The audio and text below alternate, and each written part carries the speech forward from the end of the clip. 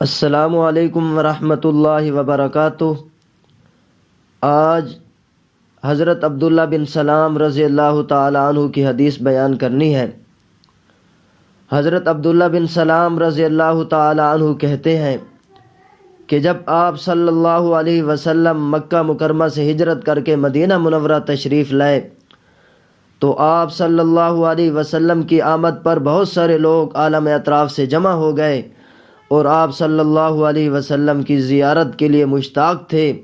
جب آپ صلی اللہ علیہ وسلم تشریف لائے لوگوں کی زبان پر یہی گفتگو جاری تھی، قد قدم رسول اللہ صلی اللہ علیہ وسلم، کہ اللہ کے رسول صلی اللہ علیہ وسلم تشریف لے آئے ہیں۔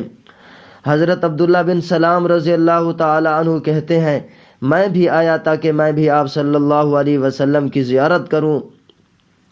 جب میری نظر آپ صلی اللہ علیہ وسلم کے مبارک چہرے پر پڑی تو میں نے پہچان لیا کہ یہ کسی جھوٹے کا چہرہ نہیں ہو سکتا، کیونکہ آپ صلی اللہ علیہ وسلم کے چہرہ انور سے نور و جمال اور حیات صادقہ نمایاں طور پر ظاہر ہو رہی تھی۔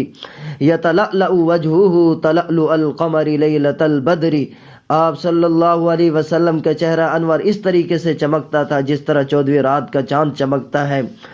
تو سب سے پہلی گفتگو، حضرت عبداللہ بن سلام فرماتے ہیں، سب سے پہلی گفتگو جو میں نے آپ صلی اللہ علیہ وسلم سے سنی وہ یہ تھی، آپ علیہ الصلاۃ والسلام نے فرمایا یا ایھا الناس افشوا السلام وصلوا الارحام واطعموا الطعام وصلوا باللیل والناس نیام تدخلوا الجنۃ بسلام۔